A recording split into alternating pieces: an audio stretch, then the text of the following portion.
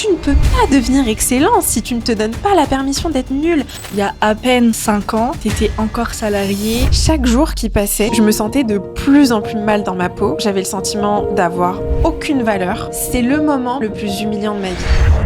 Et puis finalement, la vie, elle t'emmène toujours là où t'es censé aller, si tu écoutes en fait. Et je vois 1 million d'abonnés sur TikTok. J'ai une voix dans ma tête qui me dit « Un jour, tu seras reconnaissante qu'il ait pas voulu te reprendre. » I'm ready, baby. Hello Mariam. Hello Mona. Je suis trop contente de te recevoir sur Note à moi-même. J'ai plein de questions à te poser. Je suis hyper curieuse de tout ton parcours, etc. Moi aussi, trop contente. Merci pour l'invitation. Avec plaisir. Déjà, comment ça va ? Ah, c'est une bonne question, ça. Écoute, la réponse que je donne un peu à tout le monde, c'est ça va bien. La réponse un peu plus longue, c'est ça va. Je suis hyper reconnaissante pour tout ce que j'ai et tout ce que je vis aujourd'hui, mais en même temps, je suis dans une phase, comme tu le sais, de questionnement, d'introspection et de transition, j'ai l'impression, dans ma vie, qui fait que ça m'arrive assez régulièrement de me retrouver dans des petits moments de doute, d'insécurité, de peur, d'anxiété, que j'essaye de gérer du mieux que je peux. Mais du coup, ça va bien. Après, avec la nuance de, c'est vrai que je suis dans une phase un peu particulière où je me pose plein de questions et où j'essaye de m'aligner le plus possible et de trouver un peu mon chemin, quoi. Ouais, après ça c'est l'entrepreneuriat où tu te remets tout le temps en question, etc. Mais je trouve ça hyper intéressant, justement, on va en parler dans le podcast, de montrer qu'en fait on est tout le temps en train de se réaligner en permanence et que c'est normal, tu vois. Souvent, il y a des gens qui, enfin, d'un coup, ils paniquent parce que ils perdent un peu leur vision, etc. Mais en fait, c'est un truc hyper normal. Et d'ailleurs, tu l'as vécu plusieurs fois dans ta vie, si j'ai bien compris. Et peut-être déjà, est-ce que tu peux te présenter sur ce que tu fais aujourd'hui, et puis après, on va revoir un peu tout ton parcours. Bien sûr, aujourd'hui je suis coach, podcasteur. J'ai un podcast qui s'appelle Welcome Home, où j'interviewe des invités aussi un peu comme toi. Et je suis créatrice de contenu sur les réseaux. Je crée des vidéos sur Instagram, TikTok, YouTube, sur des sujets de développement personnel, d'entrepreneuriat, des sujets business, spiritualité, parce que c'est les sujets qui m'inspirent et qui me passionnent le plus. Et du coup, voilà, je fais ça depuis maintenant quelques années. Trop bien, ouais, parce que ce qui est ouf, c'est qu'il y a à peine 5 ans, t'étais encore salarié, personne te connaissait, tu faisais pas de création de contenu, et t'avais voilà une vie tout à fait lambda. Comment t'as fait en fait parce que franchement ta réussite elle est ouf. Aujourd'hui t'as plus de 1,5 million de personnes je crois qui te suivent sur les réseaux. Comment t'as fait en si peu de temps pour réussir à créer cette notoriété et cette réussite aussi entrepreneuriale ? Je te remercie et franchement, je considère pas de mon point de vue que j'ai réussi, pas encore en tout cas, mais ça me fait vraiment plaisir. Et pour être hyper honnête avec toi, quelque chose dont je trouve qu'on parle pas assez, en tout cas moi j'en ai pas beaucoup parlé finalement, c'est que avant de me lancer sérieusement sur les réseaux et de commencer à faire des vidéos, de parler, de prendre de la place et de me dire allez, je vais être vraiment sérieuse et je vais me lancer sur les réseaux. Ça faisait des années et des années, peut-être au moins 4-5 ans, que je savais que je voulais entreprendre. Donc ça, c'est un processus que je conseille à n'importe qui de faire quand vous vous posez des questions et vous avez l'impression que vous n'êtes pas très aligné dans ce que vous faites. C'est un processus un peu par élimination. Et moi, je savais que je voulais pas être salariée parce que j'avais été salariée et je voyais que c'était pas du tout fait pour moi. Je voyais que j'avais envie de faire quelque chose d'assez créatif parce que j'avais cette âme créative où j'avais besoin de m'exprimer, d'exprimer ma sensibilité parce que j'ai toujours aimé l'art, j'ai toujours aimé dessiner, tu vois, créer des choses, écrire, etc. Et puis, je savais que j'étais passionnée par la nature humaine, la psychologie, etc. Donc, j'avais quand même cette certitude depuis longtemps que mon chemin, il serait un peu plus dans cette direction, mais je savais pas trop comment l'amener réellement dans le concret, tu vois. Et avant que je me lance et que je quitte mon dernier job de salarié où j'étais Chief Happiness Officer dans une boîte dans la tech à Paris, ça faisait un moment que dans ma tête, je me visualisais sur les réseaux sociaux. C'est assez étrange parce que je pouvais aller au travail le matin, tu vois, prendre le métro et aller au travail et me visualiser en train de faire des vidéos, d'avoir une communauté, de parler avec eux et d'échanger avec eux et tout. Et en fait, c'est comme si c'était c'était sur mon chemin de manière évidente, mais c'était pas du tout devant moi. C'est-à-dire que ma réalité physique, elle était hyper éloignée de ce que j'imaginais dans ma tête. Mais quand je l'imaginais et quand je le visualisais, ça vibrait tellement fort et je me sentais tellement appelée à rassembler une communauté, à parler avec eux, à avoir ce sentiment-là d'être comme dans une famille, tu vois, et c'est aussi ce que je veux créer dans le podcast, c'est ce sentiment d'être à la maison, en famille, en communauté, que je pense que, en fait, petit à petit, il y a eu quelques éléments qui se sont passés dans mon travail où j'étais humiliée par mon manager, complètement exclue des réunions, du jour au lendemain, sans explication, enfin, c'était vraiment devenu très compliqué psychologiquement. Et en fait, à un moment donné, je me suis dit, Mariam, t'as 24 ans, tu vas en avoir 25 dans quelques mois. Qu'est-ce que tu fais en fait? Est-ce que tu veux rester dans un job qui te rend malheureuse, où t'es pas appréciée à ta juste valeur, où tu te sens restreinte, où t'as un patron qui te dit combien d'argent tu peux gagner, quand est-ce que tu peux partir en vacances, avec qui tu peux parler, à quelle heure t'as le droit de rentrer chez toi, ou est-ce que tu veux pas plutôt maintenant prendre le risque de te mettre dans une situation qui va être très inconfortable, où t'as plein d'inconnus, et c'est ce que je dis souvent, que l'entrepreneuriat c'est un jeu où tu dois être à l'aise avec les inconnus, mais où potentiellement le retour serait la plus belle chose qui pourrait arriver dans ta vie. Et je me suis imaginée, c'est l'exercice que j'ai fait et que je conseille à tout le monde de faire, c'est de s'imaginer à 80 ans, la peau fripée, t'es fatigué, t'as du mal à bouger et tout, et tu t'imagines chez toi en train de réfléchir à ta vie et les choix que t'as fait. Et les choix que t'as fait quand t'étais dans ta vingtaine, dans ta trentaine, parce que c'est quand même des âges où en fait on peut prendre des risques, on a de l'énergie, on a de l'énergie, notre corps il a de l'énergie, on a des ressources qui sont vachement importantes. Et je me suis imaginée la Mariam de 80 ans qui regarde en arrière et qui se dit « Ah, elle est restée dans ce travail-là, elle a pas pris de risque, elle a pas été courageuse. » Qu'est-ce qu'elle ressentirait en fait ? Qu'est-ce qu'elle ressentirait et qu'est-ce qu'elle me dirait, cette Mariam? Parce que moi, je suis persuadée que le meilleur mentor qu'on puisse avoir, c'est pas forcément toujours, en tout cas, les gens à l'extérieur de nous. C'est souvent la version de nous la plus âgée, la plus expérimentée, la plus sage, tu vois. Ouais. Et on peut consulter cette version-là. C'est ça qui est fou, c'est qu'on le fait pas, mais on peut la consulter. Comment t'as fait concrètement? Concrètement, je me suis posée. Non, j'ai pas écrit. Je me suis posée, j'ai vraiment fait comme un exercice de visualisation où je me suis vraiment concentrée pour imaginer cette Mariam, tu vois, mais pas juste l'imaginer de manière vague, mais vraiment de me dire, et d'ailleurs, un exercice que vous pouvez faire aujourd'hui avec l'IA, c'est d'aller sur une appli et d'essayer de prendre une photo et de vous transformer en la version de vous à 80 ans. Vous pouvez visuellement la voir aujourd'hui, tu peux te voir à 80 ans, à peu près à quoi tu ressembleras. Si tu te mets face à ça, parce que et ça, c'est ce que je souhaite à tout le monde, que Dieu te donne une longue vie, tu vois. Mais cette version-là de toi, si tout se passe bien, elle devrait arriver un jour. Et c'est inévitable. Et je pense qu'on se pose pas assez ces questions-là parce qu'on est beaucoup dans la fuite, dans l'évitement dans notre vie. On se dit, mais non, mais de toute façon, je vais pas penser au caractère mortel de ma vie. Je vais pas penser qu'un jour je vais mourir ou que le temps passe ou que je vais vieillir. On n'aime pas parler de ces sujets, on n'aime pas penser à ces sujets-là. Et pourtant, quand tu te poses la question, est-ce que la version de moi qui a 80, 90 ans serait fière des décisions que je prends aujourd'hui? Tu te donnes, mais la possibilité de prendre les meilleures décisions possibles pour toi-même, tu vois. Clairement, donc là, tu t'es posée, t'as visualisé et t'as ressenti ce qu'elle dirait, en fait, si elle te voyait aujourd'hui, quoi. En fait, ce que j'ai ressenti, et je pense que c'est ça qui est puissant, c'est que l'être humain ne change pas tant que la douleur de rester dans la même situation est inférieure à la douleur de changer. Donc, ce qu'il faut vraiment se dire, c'est que à partir du moment où la douleur de rester dans la même situation devient supérieure à la douleur de changer, tu changes. Et quand tu te visualises à 80 ans en train de réfléchir aux choix que tu es en train de prendre aujourd'hui et que la version de toi de 80 ans, elle te dit « mais c'est horrible, regarde dans quel état je suis, regarde où je suis, regarde ce que j'ai vécu parce que t'as pas eu de courage », c'est tellement douloureux. Honnêtement, pour moi, ça a été tellement douloureux, ça m'a fait tellement peur que la peur que je ressentais de prendre des risques dans le moment présent, elle était complètement dérisoire par rapport à la peur d'avoir ces regrets-là plus tard, tu vois. Donc là, ça a été ton déclic pour passer à l'action et commencer à réaliser en fait ta vision? Bah, le premier déclic, ça a été de me dire que j'étais pas courageuse.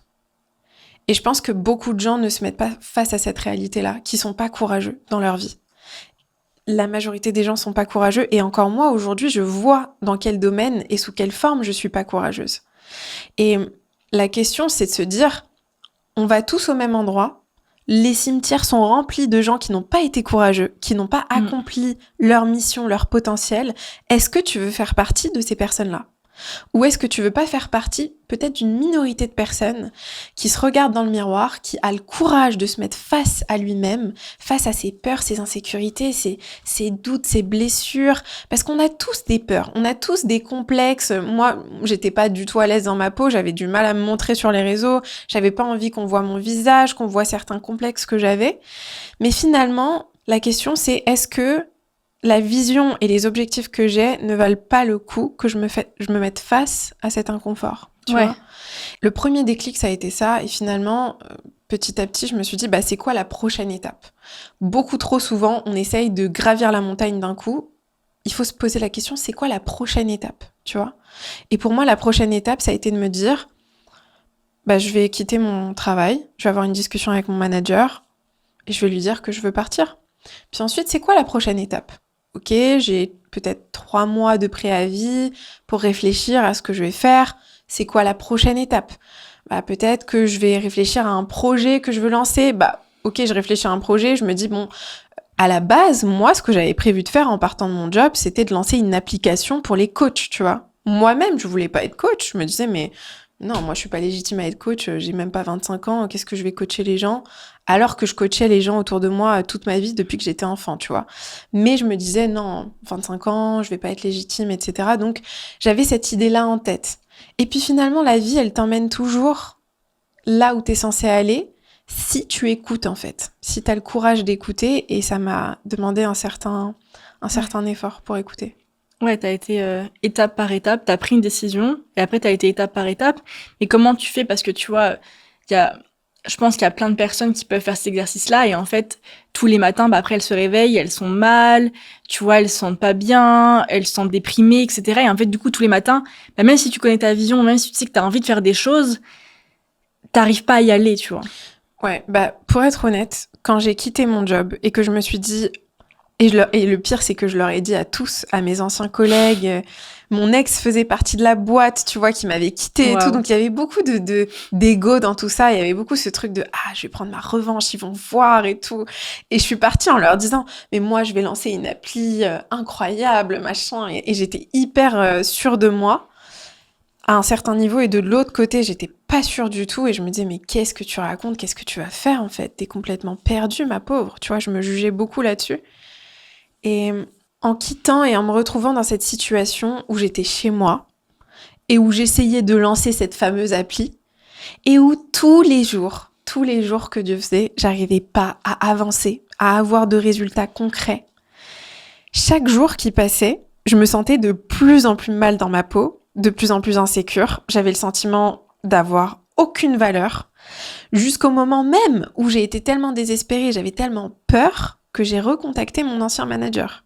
Et ça, tu vois, c'est quelque chose que je pourrais mettre de côté et ne pas raconter, parce que c'est le moment probablement le plus humiliant de ma vie. Le moment où je suis tellement connectée à la peur que je rappelle quelqu'un qui m'a humiliée, qui m'a rabaissée, qui m'a traitée comme si j'avais aucune valeur, et où moi-même j'ai décidé de partir, et je le rappelle pour lui demander de me reprendre.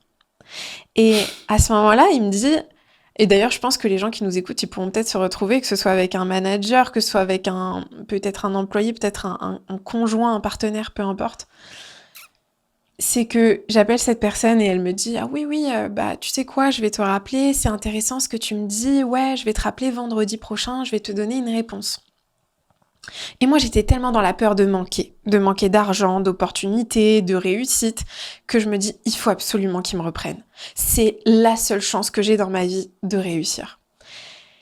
1 semaine passe, aucune réponse. 2 semaines passent, aucun message. 3 semaines, rien du tout. J'envoie un message, aucune réponse. aucune réponse, aucune réponse. Jusqu'à ce que un ancien collègue à moi m'appelle et me dise « Mariam, tu sais, on va l'appeler Julien, l'ancien manager. Ouais, Julien, il a eu une réunion avec tous les directeurs de la boîte que je connaissais tous. Il leur a dit que ouais, tu l'avais appelé, tu voulais absolument revenir, mais que jamais il te reprendrait, Oh machin, my etc. god. Mon ex est dans la boîte. Tous les gens que je connais sont dans la boîte. Je suis effondrée. Je raccroche. Je m'effondre sur le sol de ma cuisine et je commence à pleurer comme une enfant et je me dis, j'ai envie que personne sur Terre puisse me voir. J'ai envie de me cacher. Et au même moment où je pleure toutes les larmes de mon corps et où j'ai envie de me cacher et que plus personne au monde puisse me voir, j'ai une voix dans ma tête qui me dit, un jour, tu seras reconnaissante qu'il n'ait pas voulu te reprendre. Un jour, tu seras tellement reconnaissante qu'il n'ait pas voulu te reprendre. Et aujourd'hui, je peux te dire que, mais je le bénis. Merci mon Dieu, C'est clair. pour ce rejet. Et tu vois, beaucoup trop souvent, les gens voient le rejet comme une fatalité. Si quelqu'un les rejette, que ce soit un conjoint, un patron, un partenaire, un associé, peu importe, ils le voient comme une fatalité, comme une fin, alors que c'est toujours une redirection vers quelque chose d'extraordinaire qui t'attend, si tu as le courage de l'écouter. Et donc, pour revenir à ta question, à ce moment-là, j'ai aucune confiance en moi, j'ai aucune garantie ou confiance que ce que je suis en train d'essayer de faire, ça va marcher. Je perds vachement confiance en moi jusqu'à ce que j'arrive à un stade où j'ai l'impression de toucher le fond, et c'était un de ces moments-là où je me dis, mais en fait, t'es perdu, tu sais pas ce que tu veux faire, t'as aucun plan, finalement. Et je pense que c'était très rare pour moi de lâcher prise comme ça et de me dire, mais t'as pas de contrôle, en fait, t'as aucun contrôle. Et d'arriver à me donner la permission de pas chercher à contrôler, ça a été transformateur. Parce que toute ma vie, j'essayais de contrôler. J'essayais de contrôler mes parents qui se disputaient à la maison, de contrôler l'humeur de ma mère, de mon père, d'essayer de contrôler que ma sœur se sente bien, que tout se passe bien, que j'essayais de contrôler mes notes, mon apparence, mon image, ma réputation, mon statut social, mes études. Tout ça, j'essayais de le contrôler. Et là, pour la première fois, j'étais face à une situation où même si j'essayais, j'avais pas de contrôle. Et donc, lâcher prise et de me dire, tu sais quoi là, Mariam, je te donne la permission d'avoir aucun contrôle et de pas savoir. De pas avoir de réponse. Ouais, mais concrètement, tu fais quoi? Eh ben, tu fais rien.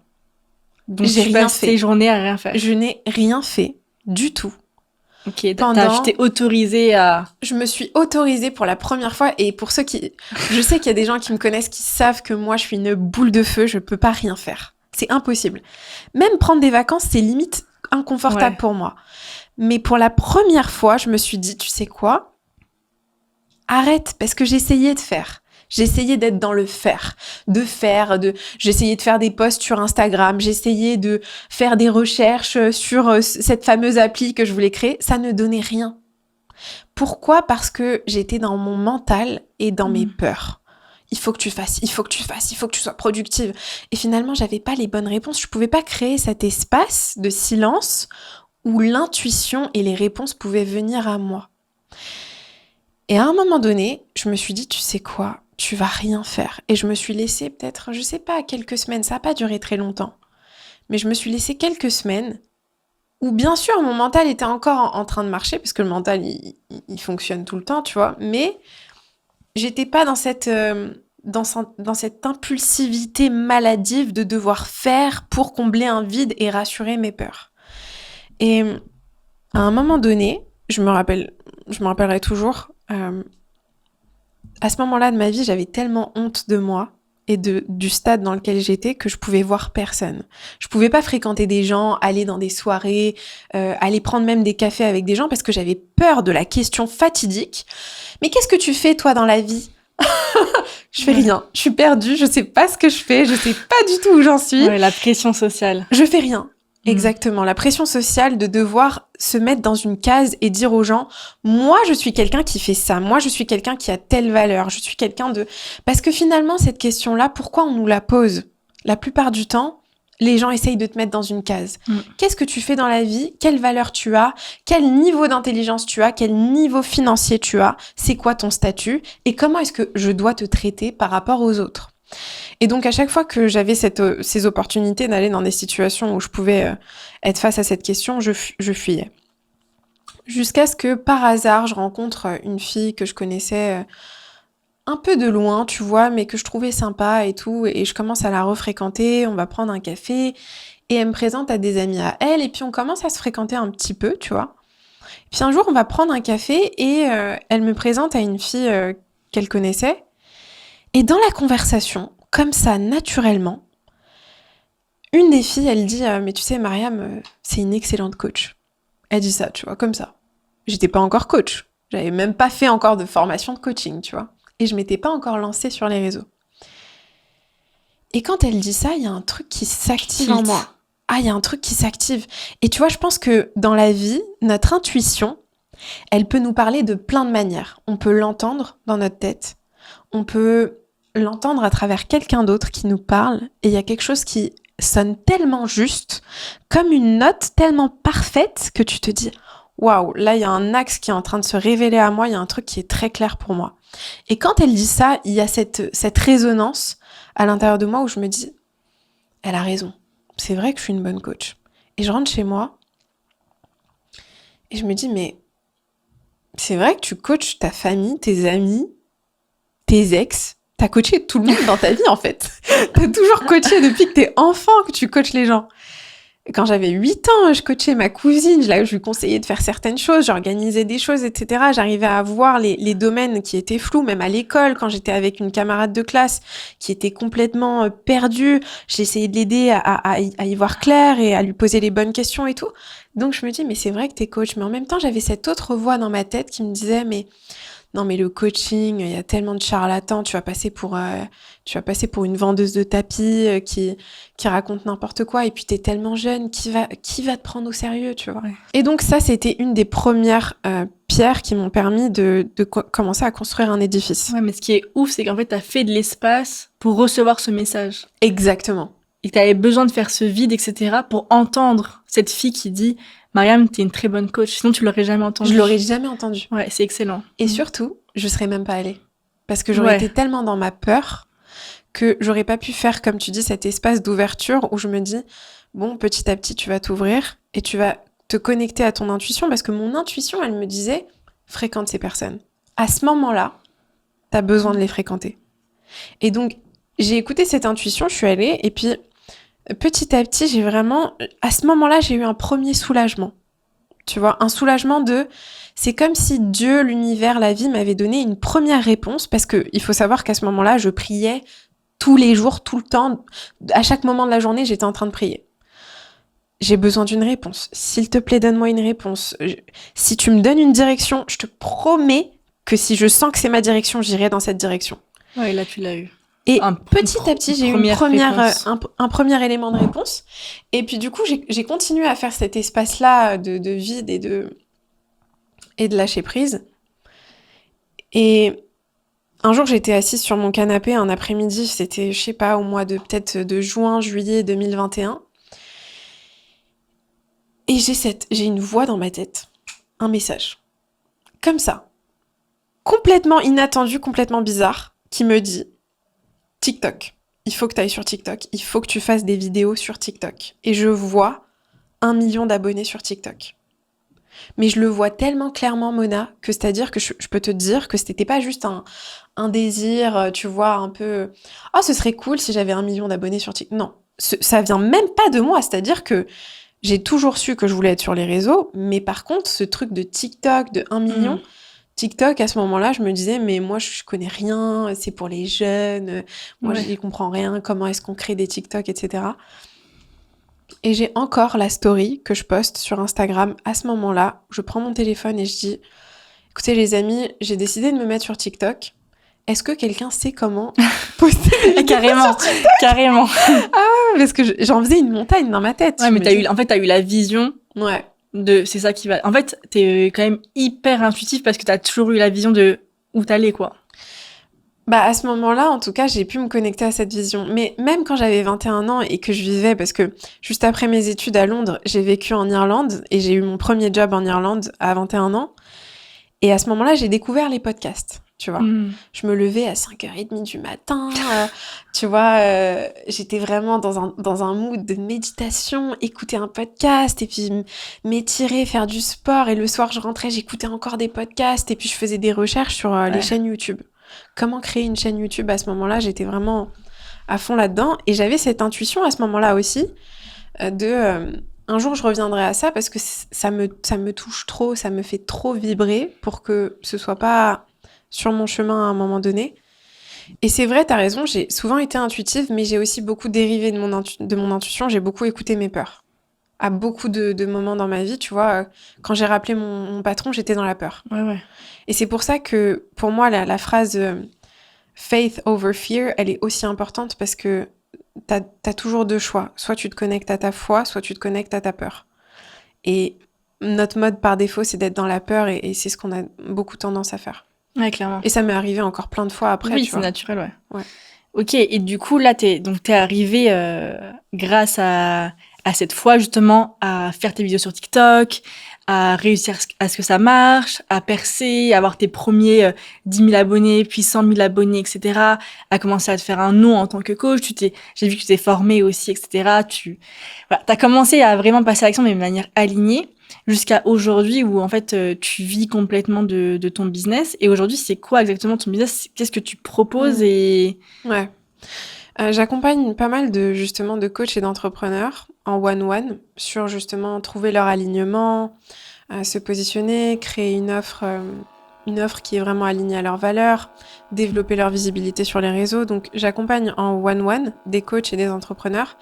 Et à côté de ça, je propose des programmes en ligne, des formations sur divers sujets, tu vois, de développement personnel, la gestion des émotions, la discipline, toutes ces choses-là qui me passionnent, tu vois. Et puis là, je suis en train de développer le podcast, comme tu sais. J'en vis pas encore, mais c'est mon projet de cœur. C'est vraiment ce que je veux. Trop bien. Ouais, c'est vraiment ce qui me touche le plus. Et tu vois, c'est intéressant parce que c'est aussi ce que j'ai peut-être le plus procrastiné dans ce que je fais.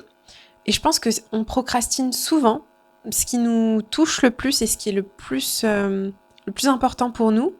Parce qu'on a souvent tendance à se mettre des barrières là-dessus et on se dit, mais je suis passionnée par ce truc-là, mais bon, comment est-ce que je vais en vivre réellement? Tu vois, c'est Tellement. compliqué. Mais tu vois, c'est hyper intéressant parce que moi, le podcast, pareil, ça fait 3 ans que j'ai mon podcast, que c'est vraiment l'activité que j'aime le plus faire, tu vois. C'est le truc que j'ai commencé même avec aucune ambition business. Au début, je l'ai fait vraiment pour moi parce que j'adorais partager ce que j'apprenais, etc., tu vois. Et aujourd'hui, où je me dis, bah, en fait, peut-être que je peux en faire une activité. Et c'est marrant parce que j'en ai parlé à pas mal de gens autour de moi et on m'a toujours dit, mais meuf, trop mauvaise idée, tu vas jamais pouvoir le monétiser, c'est hyper dur comme business. Enfin, tu vois, j'ai eu beaucoup de déconseils, tu vois, à ce sujet-là. Et on a beaucoup essayé de me freiner. Et pendant peut-être 1 an où je me disais, ouais, ils ont raison, le podcast, c'est pas un business, donc je vais pas le mettre en priorité. Jusqu'à, comme tu disais, le moment où l'inconfort, en fait, de passer, enfin, de rester à ce niveau-là est plus fort que celui de passer à l'action, où je me suis dit, en fait, j'y pense tellement tout le temps et j'ai tellement tout le temps, enfin, cette obsession de me dire, mon podcast, un jour, il peut vraiment marcher si je me donne les moyens, que là où je me suis dit, bah, là, on est en plein dans les podcasts d'août, donc je me suis dit, en fait, un peu fuck tous les conseils des gens et j'arrête d'écouter les gens et juste je me fais confiance et j'écoute mon intuition et j'y vais et je le considère comme une activité principale. Mais tu vois, je sais pas comment toi tu l'as vécu. Est-ce que tu as déjà vécu ces trucs-là où en fait les gens te déconseillent ou enfin t'as plein de conseils mais t'as l'impression que les conseils ne matchent pas avec ce que tu veux vraiment faire toi, tu vois. T'as l'impression que les gens ne comprennent pas vraiment. Ah, c'est trop intéressant ce que tu dis. Et tu sais quoi, je vais te répondre justement en rebondissant sur ce que tu as dit parce que je trouve que tu as dit quelque chose de vachement intéressant. J'ai eu une situation récemment qui me fait penser à ça où j'étais avec en fait avec une amie à moi et on a eu une discussion qui m'a vraiment dérangée. Tu vois, ça m'a dérangée. On a eu une discussion tout à fait respectueuse, mais il y a des choses qui ont été dites qui m'ont interpellée, qui m'ont blessée même d'une certaine manière. Et j'ai parlé de ça avec quelques personnes autour de moi en qui j'ai vraiment confiance et qui me veulent bien sûr que du bien, tu vois. Et ces personnes, elles ont chacune leur avis, mais leur avis, il convergeait un peu dans la même direction, tu vois. Je pense que ça sert à rien de lui en parler, tu vois. Il me disait, moi, je pense que ça, c'est des choses, t'iras nulle part si tu lui en parles, ça va pas te servir, ça va te desservir. Et tu sais quoi? Sur le coup, je me disais, ouais, mais ils ont raison, c'est logique ce qu'ils disent, ils ont des arguments hyper logiques, sauf que moi aussi, ce truc-là restait dans ma tête. Tu vois, ça restait. Et je me suis rendu compte que si ça restait, c'est parce que leurs conseils ne me convenaient pas. Et que ça, c'était des conseils qui leur correspondaient à eux. Et très souvent, que ce soit dans l'entrepreneuriat, dans notre vie personnelle, dans notre vie amoureuse, on va être face à des situations où on doit prendre certaines décisions, où on sent qu'il y a un appel en nous à faire quelque chose. Ça peut être avoir une discussion inconfortable avec quelqu'un, ça peut être lancer un podcast à fond et se mettre vraiment à fond sur ce projet, ça peut être quitter un job, tu vois, où t'es peut-être bien payé et t'as un statut social très élevé dans la société, etc. Ça peut être plein de choses différentes où toi tu sens que t'es pas à ta place, qu'il y a quelque chose qu'il faut que tu changes. Et si on écoute les gens vont nous dire ce que eux ils feraient pour eux-mêmes. Mais la réalité, c'est est-ce que tu veux vivre leur vie à ces personnes-là? Beaucoup trop souvent, on va vers nos proches, nos amis, notre partenaire, et on leur demande des conseils sur des choses que eux ils ne maîtrisent pas et où ils sont pas là où nous on aimerait être.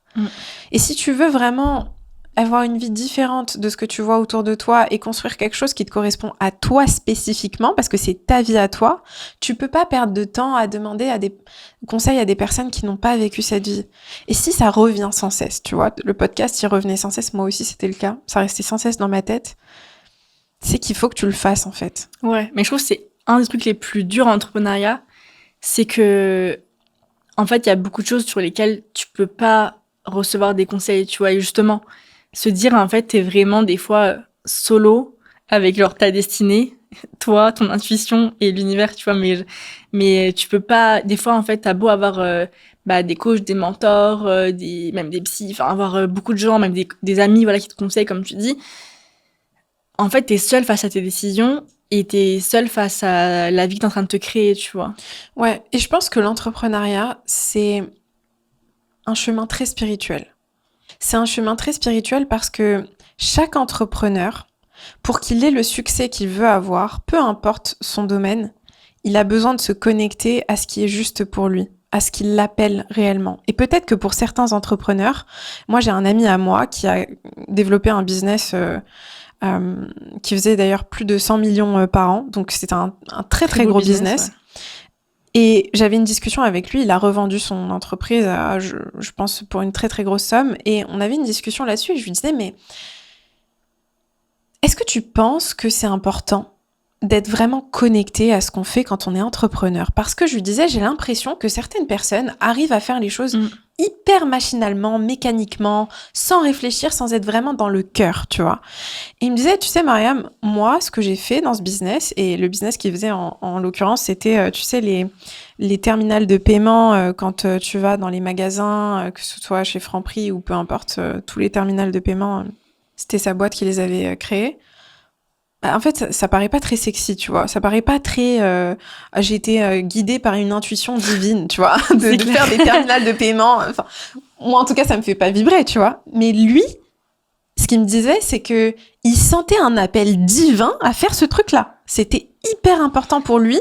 Il voyait un problème dans certains domaines, certaines industries, où il pouvait apporter cette valeur ajoutée, et ça l'obsédait de répondre à ce besoin. Et c'était vraiment important pour lui, tu vois. Mais le monde est si bien fait que chacun a un appel, genre... précis. Et en fait, si on répond tous à notre appel, genre, c'est là où le monde fonctionnera vraiment bien, tu vois. Parce que il y en a qui ont des appels, en effet, je sais pas, sur l'aéro, il y en a sur les terminals de paiement, il y en a sur le fait d'aider les gens. Enfin, chacun a un appel tellement précis, tu vois. Quand tu vois des gens qui ont des métiers tellement précis de, je sais pas, ils calculent les séismes d'une certaine partie du monde et tout, c'est tellement précis que tu vois, tu dis, ben, genre, tout est tellement bien fait pour que tout soit cohérent. Mais complètement. Et c'est beau, et c'est magnifique. Ouais, c'est beau. Mais chacun a sa place. Ouais, mais ça demande du courage. Ça demande du courage. Mais du coup, t'as répondu à ta pote alors, enfin, t'as reparlé à ton ami qui t'avait blessé. Ouais. Et tu t'es sentie mieux après? Ouais. Trop bien. Ouais, je pense qu'il faut s'écouter. tu vois, je pense que c'est vachement dur de s'écouter et j'aimerais tellement que parfois c'est des petites choses, tu vois. Je pense par exemple quand j'étais au lycée et que au lycée, mes parents ils voulaient que je fasse une filière scientifique. Tu vois, c'est un exemple comme ça parmi d'autres, mais je pense que il y a plein de gens qui pourront l'adapter à des situations qu'ils vivent aujourd'hui. Mes parents ils voulaient que je fasse une filière scientifique, sauf que j'étais très mauvaise en physique, chimie, en maths. J'étais vraiment mauvaise, tu vois. C'est-à-dire que c'est pas pour me dénigrer, mais c'était pas mon truc, tu vois. La physique, chimie, c'était un enfer pour moi, un enfer. J'allais au contrôle, si j'avais 9 sur 20, c'était incroyable. J'étais mauvaise dans cette matière. Et je me rappelle que ma prof de physique-chimie, au moment où on devait faire les demandes, tu sais, pour les filières, elle m'a pris entre 4 murs et elle m'a dit « Pourquoi est-ce que tu veux faire S ? Pourquoi est-ce que tu veux faire une filière scientifique ?» Et elle m'a dit « Mais tu sais, Mariam, dans la vie, il y a de la place et il y a des chemins pour tout le monde. Et il n'y a pas de bon ou de mauvais chemin.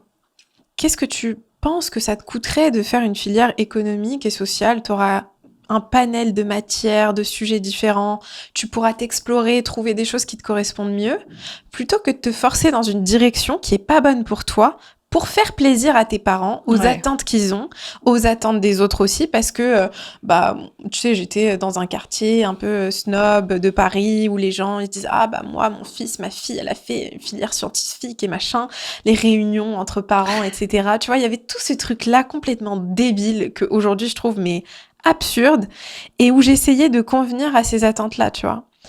Et je serai toujours reconnaissante envers cette prof, Madame Strauss, parce que c'est grâce à elle que du coup j'ai pris la direction de faire une filière économie et sociale, où je me suis rendu compte que l'économie, j'adorais ça. J'ai eu 19 sur 20 au bac en économie, j'ai eu 17 de moyenne générale au bac, parce que j'ai pu aller chercher cette excellence vers quelque chose qui était vraiment beaucoup plus aligné pour moi, tu vois.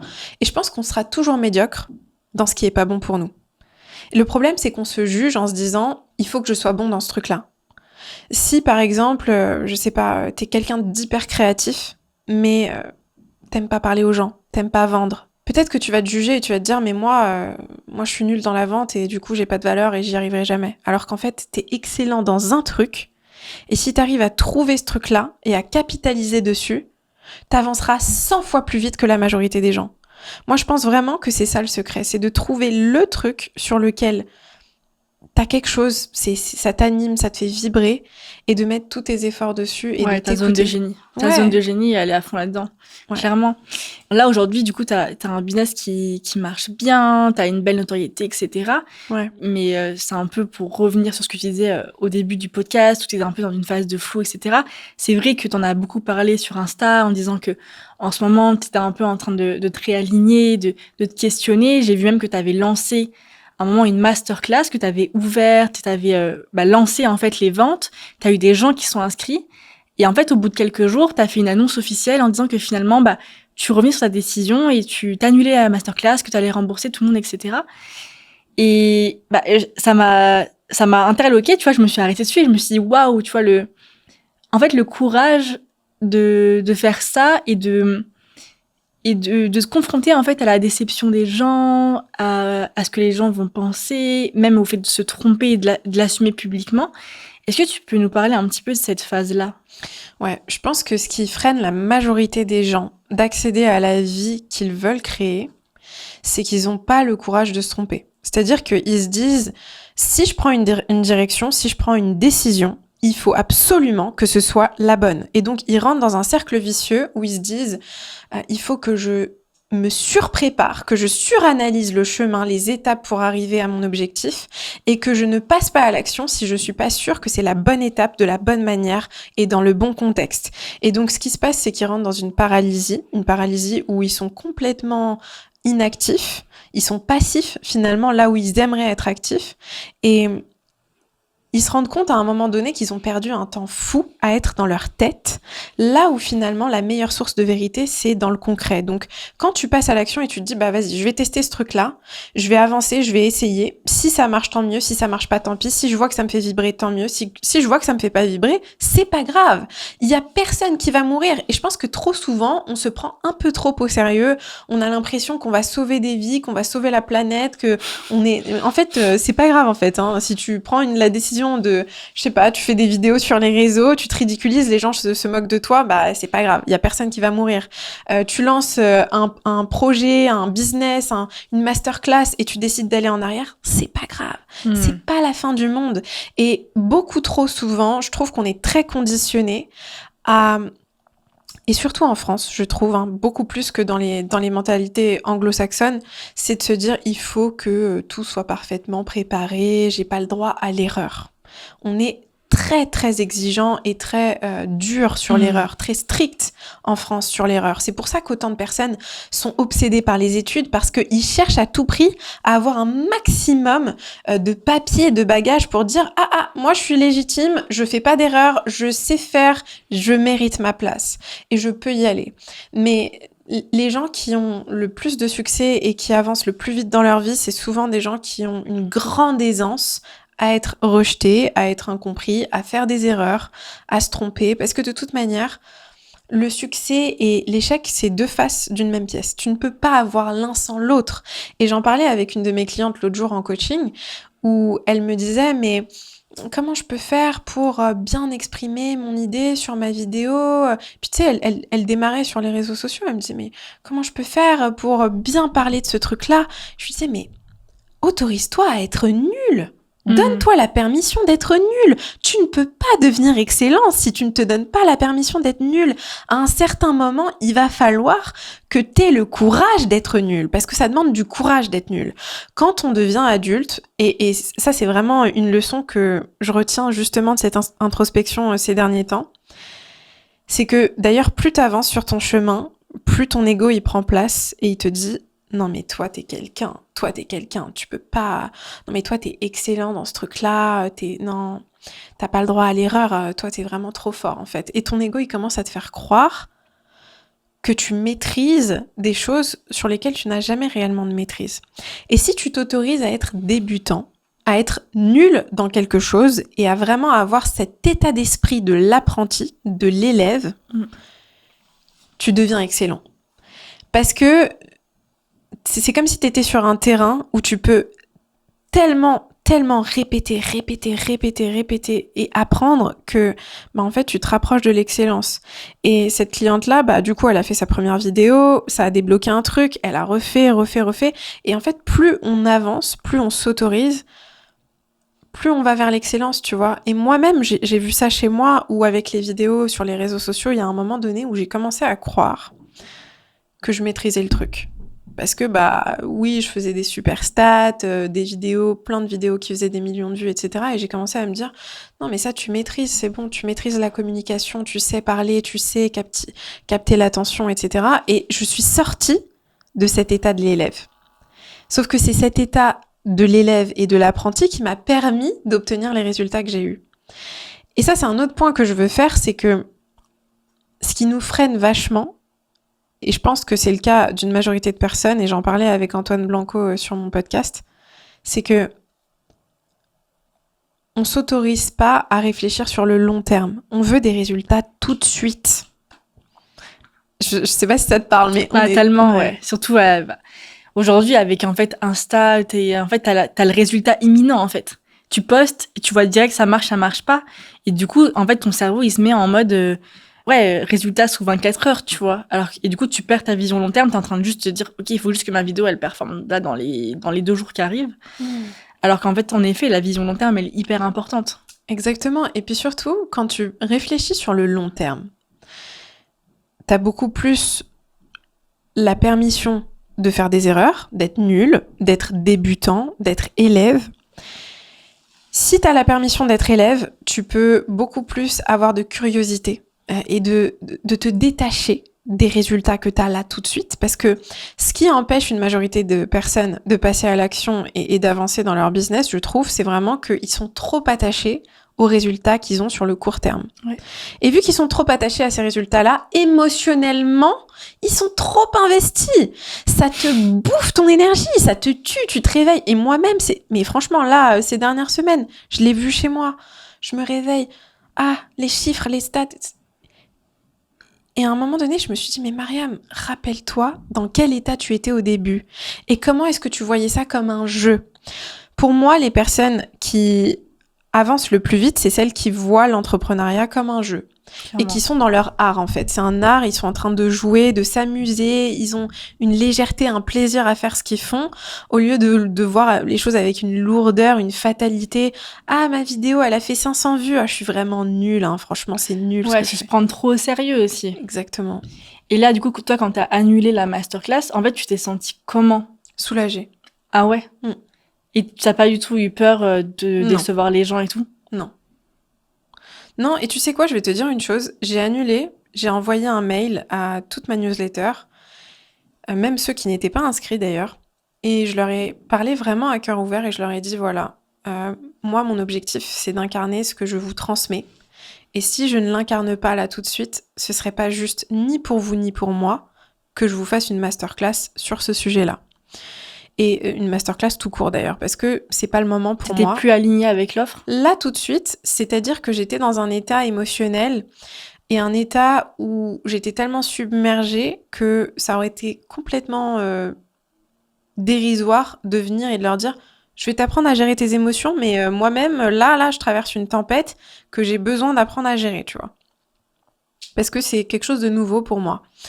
Donc, non, franchement, j'ai pas eu peur parce que après j'ai vraiment confiance en ma communauté, je les vois vraiment comme ma famille. Enfin, je sais que c'est bizarre à dire, mais je les vois vraiment comme une famille et j'ai l'impression que on se comprend et qu'ils ont les mêmes valeurs que moi. Alors peut-être qu'il y en aura bien sûr qui seront pas bienveillants, ça arrive, mais pour la plupart ils ont super bien réagi, ils ont été archi soutenants, adorables et franchement, je pense que quand on est honnête, c'est très rafraîchissant pour les gens parce que des entrepreneurs, des coachs, des leaders de pensée ou autres sur les réseaux qui viennent et qui te disent, qui te montrent un peu un aspect parfait d'eux-mêmes et tout lisse, il y en a plein, il y en a à foison.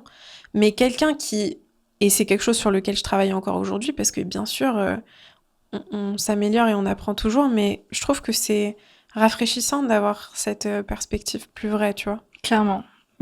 Mais en tout cas, bravo d'avoir écouté ton intuition et ton alignement et d'avoir... Merci. Enfin, moi, vraiment, je te dis, ça m'a marqué parce que je me suis dit, ouais, c'est exemplaire, en fait, d'annuler un truc, même quand tu t'es engagée dedans. Et je sais que, nous, les femmes, souvent, on a du mal à s'autoriser à revenir en arrière, à se dire, en fait, oui, je me suis trompée et tout. Alors qu'en fait, on a toujours le pouvoir de réajuster, parfois annuler, finalement dire non, j'ai changé d'avis, etc. Et c'est un message qui était puissant et que tu as vraiment incarné. Je veux juste rebondir sur ce que tu dis, parce que ce qui nous empêche de quitter ce qui est mauvais pour nous, et que ce soit quitter une relation toxique, quitter un job où on est malheureux, quitter un business, un projet, peu importe, c'est ce qu'on appelle l'illusion de la perte sèche. C'est-à-dire que tu as investi du temps, de l'argent, de l'énergie, de l'amour peut-être dans un projet, dans une relation, peu importe ce que c'est, et t'as pas eu les résultats que toi t'avais visualisé que t'aurais. C'est-à-dire que t'as eu un fantasme, une vision idéalisée de ce que t'allais obtenir dans cette relation, dans ce projet ou peu importe, et tu l'as pas. Mais donc qu'est-ce que tu fais? Ton cerveau, il va essayer de rationaliser pourquoi est-ce que tu devrais rester dans cette situation, dans cette direction que tu as prise, pour pouvoir te donner la chance d'obtenir ce que tu avais imaginé que tu allais obtenir de cette relation, de cette situation. Et beaucoup trop souvent, on va rester dans un projet, dans une situation qui est pas bonne pour nous, parce que justement, on cherche à trouver tous les moyens possibles pour avoir un retour sur investissement et se dire « je l'ai pas fait pour rien, c'était pas pour rien, je me suis pas trompée ». Parce que notre ego est tellement terrifié à l'idée de s'être trompé et d'être imparfait, tu vois, et comme tu dis, les femmes, on a beaucoup ce sujet-là de la perfection et d'avoir cette image de la femme parfaite, qu'on ne s'autorise pas à prendre une nouvelle direction. Sauf que, première chose que je veux dire, c'est que c'est jamais une perte sèche. Tu n'as jamais de perte sèche dans quoi que ce soit, parce que dans tous les cas, il y a des choses que tu as obtenues. Il y a des choses que tu as appris.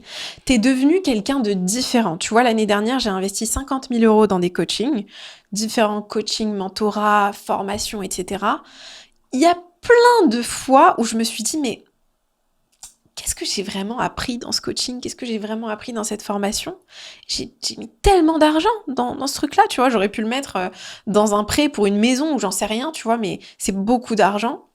Mais j'ai appris ce qui n'était pas juste pour moi. ça n'a pas de prix. D'apprendre ce qui n'est pas juste pour toi, ça n'a pas de prix, même si ça te coûte des années. C'est tellement précieux de savoir ce qui n'est pas bon pour toi.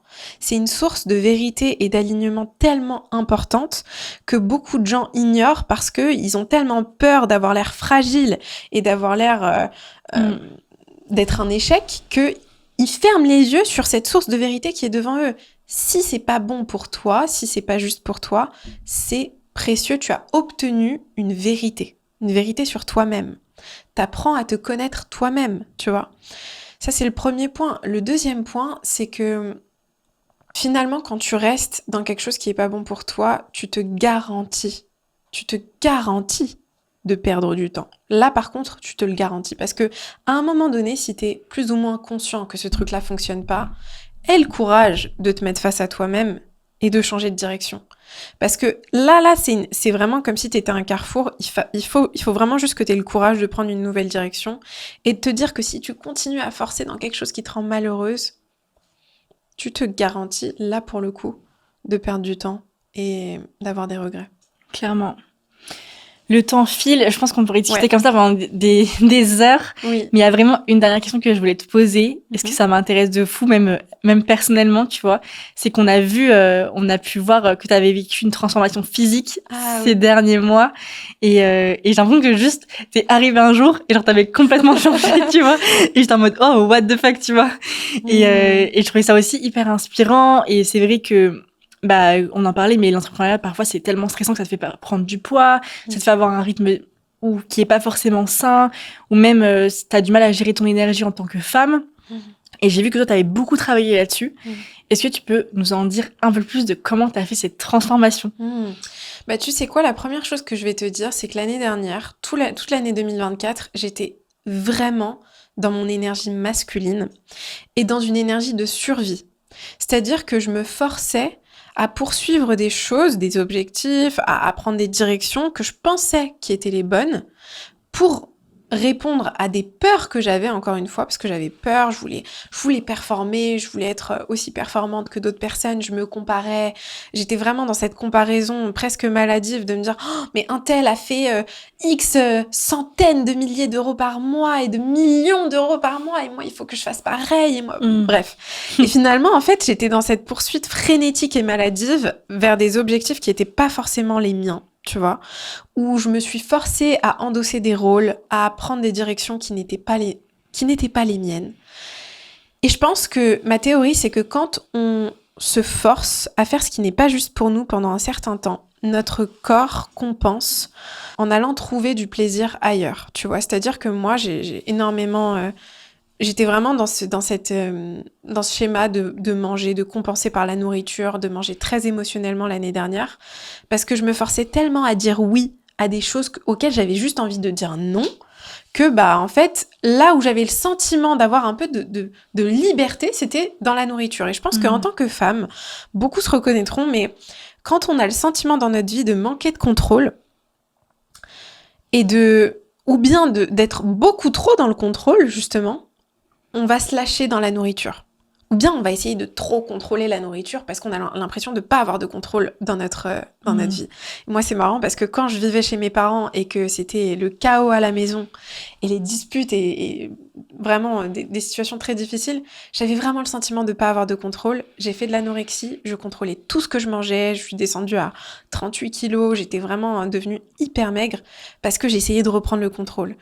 À l'inverse, l'année dernière, j'étais tellement dans le contrôle, tout doit être contrôlé, je dois faire des choses, je me forçais, j'étais dans la force, dans la survie, que dans la nourriture, je me lâchais en fait. Et j'ai pris 10 kilos, j'ai pris vraiment du poids, j'avais une hygiène de vie, j'étais pas bien, tu vois, à un moment donné, j'ai plus du tout fait de sport, j'étais malheureuse et j'essayais de récupérer de l'énergie. Et tu vois, ce qui a été un déclic, c'est qu'en décembre, j'ai mis fin à certaines choses, j'ai pris des décisions. J'ai arrêté un programme que j'avais fait l'année dernière, que je vendais très bien et qui faisait rentrer beaucoup d'argent dans la boîte où j'étais vraiment très à l'aise. Ça a été très difficile et une torture psychologique de prendre cette décision. J'ai arrêté ce programme-là, j'ai décidé de restructurer ma boîte, de travailler avec des personnes qui allaient me soulager et de prioriser ma santé et mon bien-être, tu vois. Et quand j'ai pris cette décision, émotionnellement de revenir à Mariam et de ralentir et de revenir dans mon énergie féminine, de m'autoriser à être dans la douceur avec Mariam, parce que j'étais très dure avec moi-même, j'étais très critique, j'étais très méchante. Et bah ça a vraiment vachement créé d'espace, comme on se disait tout à l'heure, pour que je puisse prendre soin de moi, nourrir mon corps, aller marcher, faire du sport dans le plaisir de faire du sport. Même quand c'était inconfortable, parce que jusqu'aujourd'hui, il y a des moments où j'ai pas envie d'aller à la salle, je me force à y aller et ça me fait du bien, tu vois. Et je le fais vraiment dans une optique d'amour, de vraiment de m'aimer et de donner vraiment de l'importance à qui je suis, tu vois. Et je pense que quand on est une femme, quand on est ambitieuse, quand on est entrepreneur, quand on a envie de faire des grandes choses, c'est indispensable de prioriser son bien-être physique. Et je peux te dire que ça fait une énorme différence pour moi, le fait d'avoir perdu du poids, d'être plus musclée, de me sentir bien dans ma peau, mais ça m'a donné tellement confiance en moi. C'est incroyable, tu vois. Et je pense qu'en tant que femme, moi j'étais beaucoup dans ce truc, non mais c'est pas important. C'est pas important, mon apparence, comment je me sens dans mon corps, c'est bon, hein, c'est bon, je suis pas superficielle. Finalement, c'est vraiment, je trouve, hyper important Ouais, tu te parce sens que mieux. on se sent tellement mieux, tu vois, et ça te redonne de l'énergie. Ouais. Du coup, tes piliers, c'était donc t'as revu ta nutrition, t'as revu ton programme de sport, Mon hygiène de vie, en ouais, fait. ton hygiène de vie au global Ouais, et l'émotionnel et la relation que t'avais avec toi-même. exactement. Et est-ce que ça implique quand même, enfin, j'ai l'impression que ça implique de travailler moins, Pas forcément. pas forcément. Non. Mais c'est vrai que j'ai fait de la place, j'ai arrêté mon programme de coaching, donc j'avais plus autant de clients. Mais je dirais pas que je travaillais significativement moins. Par contre, en revanche, je travaillais sur des choses qui me donnaient de l'énergie et qui m'inspiraient, tu vois. Là où avant, je me suis forcée vachement à faire à prendre des actions ou à endosser des tâches et prendre des responsabilités qui me drainaient vachement mon énergie.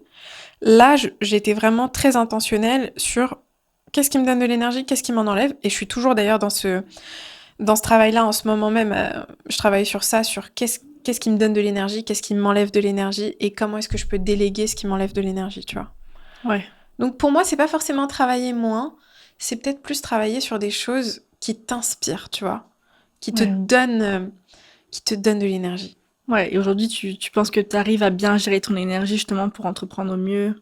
J'arrive mieux, T'as le mieux. mais je suis pas encore dans un stade où je peux te dire que je suis au top de ma forme, tu vois, tout le Ouais. temps. Et puis c'est très contextuel aussi, tu vois, quand je suis à Dubaï, je suis très très bien. Quand je suis à Paris, je me sens beaucoup plus fatiguée, beaucoup plus drainée. Si je suis, je sais pas, peut-être à Bali, c'est encore différent. Donc ça dépend là où je suis aussi. Ouais, c'est aussi Ouais. les lieux qui correspondent le mieux et tout. Mais trop intéressant en tout cas. Franchement, j'ai envie encore de te poser 20 000 questions, mais on sera obligé de faire un deuxième épisode, je crois. Ouais, grave, avec plaisir. Mais c'était trop intéressant. Je pense que tu as donné pas mal de clés de réponse sur l'alignement. Et ça, c'est vraiment inspirant, tu vois, le fait que tu es tout le temps en train de te chercher à te réaligner. Et puis que, on en a beaucoup parlé, mais le courage de toujours prendre action, même si c'est inconfortable, dans la direction qui est le plus juste pour toi. Donc, Ouais, et je veux aussi te dire que moi, je te trouve vachement inspirante là-dessus. Parce que vraiment, je trouve que t'as vachement de courage, tu vois, d'aller chercher ta vérité à toi, ce qui est pas le cas de tout le monde. Tu vas vraiment chercher ta vérité, ta justesse. Je sais que toi aussi, t'as pris plein de décisions qui ont été super difficiles et que t'as aussi partagé publiquement.